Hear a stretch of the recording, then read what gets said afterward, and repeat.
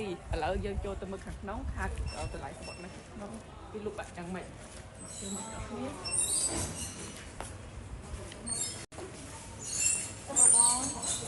ngay ở trong cái sự chi là này tên mình nẹo mán mà mình nẹo người con nào nó ngày nơi từ lại chỉ khác hay không mình nẹo cứ từ lại mà mình con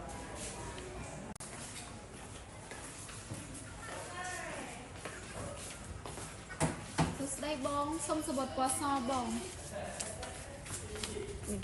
trên châu bông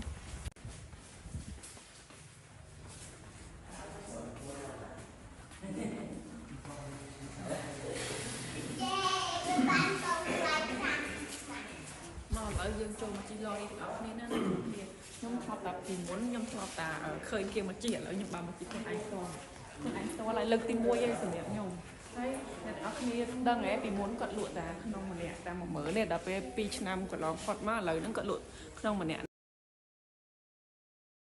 đi năng thay cho đây không xuân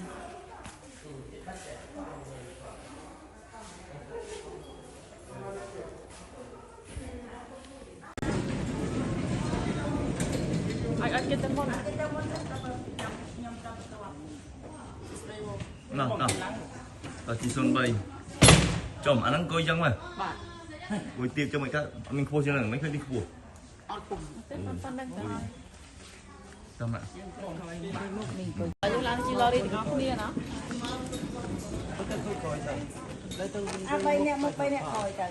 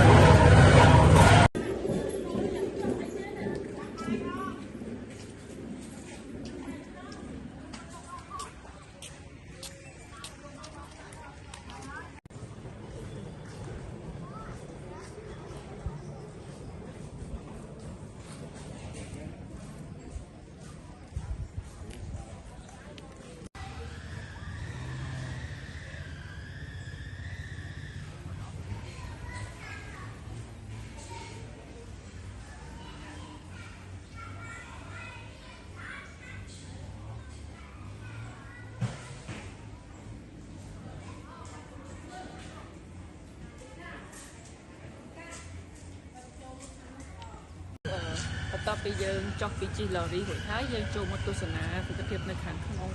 នេះយើងទួនយើងចូលទៅមើលសួនហ្នឹងយើងទីសមុទ្រពីខាងក្រៅមកមិញតែដោយសារតែខ្ញុំអត់បានទីសមុទ្រអញ្ចឹងខ្ញុំបានបង្ហាញទស្សនភាពនៅត្រឹមខាងក្រៅនេះបានឥឡូវអ្នកនរគ្នាអញ្ជើញទស្សនាទស្សនភាពនៅខាងក្រៅនេះជាមួយអ្នកនរគ្នាណោះតែបើយើងបានទីសមុទ្រយើងអាចចូលទៅមើលសួនផ្កានៅខាងក្នុងនោះវិញតែបើសិនជាយើងបានទីសមុទ្រចូលមើលសួនផ្កាខាងក្នុងអញ្ចឹងខ្ញុំបានត្រឹមតែបង្ហាញទស្សនភាពនៅខាងក្រៅខាងនេះឲ្យអ្នកទាំងអស់គ្នាមើលអញ្ចឹងអ្នកទាំងអស់គ្នាចូលទស្សនាទស្សនភាពនៅខាងនេះជាមួយខ្ញុំទាំងអស់គ្នាណាអូខេ let's go បងហ្នឹងថ្ងៃនេះខ្ញុំបានមកលេងនៅជើងភ្នំបណ្ណន់ជាមួយនឹងគ្រួសារហើយនឹងបងប្អូនរបស់ខ្ញុំហើយឥឡូវហ្នឹងខ្ញុំមកដល់អាហារដ្ឋានជើងភ្នំបណ្ណន់ហើយអញ្ចឹងខ្ញុំចង់នាំបងប្អូនទាំងអស់គ្នាទៅទស្សនាមុខម្ហូបនៅក្នុងជើងភ្នំបណ្ណន់ហ្នឹងថាមានអីខ្លះឥឡូវយើងទៅទស្សនាទាំងអស់គ្នាអូខេ let's go អូខេឥឡូវខ្ញុំបានចូលមកដល់ខាងក្នុងហើយអីដែលខ្ញុំចង់បង្ហាញមិញខ្ញុំប្រាប់បានខ្ញុំបានប្រាប់ហើយថាខ្ញុំបាននាំបងប្អូនមកលេងនៅខាងបណ្ណន់ខាងនេះគឺជា sister ហើយនឹង brother ហើយនឹងបងថ្លៃខ្ញុំបាននាំគ្នាមកលេងនៅជើងភ្នំបណ្ណន់ហ្នឹងហើយអីដែលខ្ញុំចង់បង្ហាញនោះគឺមុខម្ហូបនៅទីនេះដូចជានេះគឺជាមាន់ដុតកូកាហ្នឹងហើយមាន់ដុតកូកាហ្នឹងបងប្អូនគ្នាឈ្ងុយមែនតើហើយម្ហូបនេះគ្រឿងខ្នងឆាតកួនហើយនេះមួយទៀតគឺជាសម្លម្ជូរចានៅខាងជើងភ្នំបណ្ណន់ហ្នឹងអញ្ចឹងអ្នកនរគ្នាបានមកលេងហើយកុំភ្លេចចូលញ៉ាំនៅហារដ្ឋានជើងភ្នំបណ្ណន់ម្ហូបនេះមួយទៀតគឺត្រីដុតអំបិលអូឈ្ងុយមែនតើចាជើញសាក់ទាំងអស់គ្នាណោះយើងញ៉ាំជាមួយនឹងជ្រក់ស្វាយអូខេអរគុណច្រើនទាំងអស់គ្នា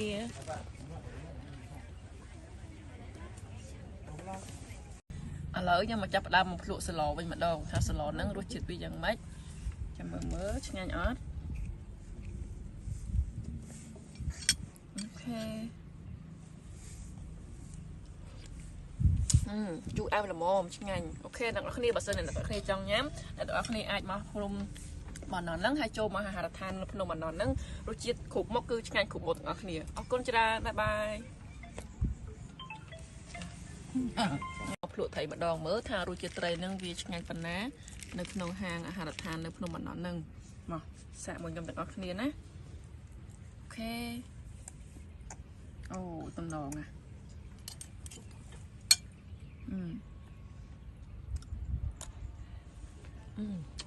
ឆ្ងាញ់ទឹកជ្រលក់គេហើយនឹងសាច់ត្រីហ្នឹងគឺឆ្ងាញ់ជាប់គ្នាតែហ្មងអីរួចហើយយើងមកទស្សនាមកមើលទៅភាពនៅភ្នំបណ្ណន់ទាំងអស់គ្នាណានៅខាងនេះមានការកញ្ចុះស្រាប់គេអង្គុយញ៉ាំអីចឹងណាទាំងអស់គ្នាហើយកន្លែងទៅខាងនោះមានភ្នំបណ្ណន់ចាភ្នំបណ្ណន់ហើយមានទឹកមានអីចឹងណានេះទឹកនេះជ្រៅដែរហ្នឹងទាំងអស់គ្នាមកមើលហ្នឹងហើយមកអង្គុយញ៉ាំអីមានកន្លែងកញ្ចុះហើយមានទឹកមានភ្នំដែលយើងមើលមានទិដ្ឋភាពគឺស្អាតទាំងអស់គ្នាអ្នកនៅខាងភ្នំបណ្ណន់ហ្នឹងគឺគេស្គាល់ច្បាស់ហើយនៅរមណីយដ្ឋានភ្នំបណ្ណន់ព្រោះរមណីយដ្ឋានភ្នំបណ្ណន់ហ្នឹង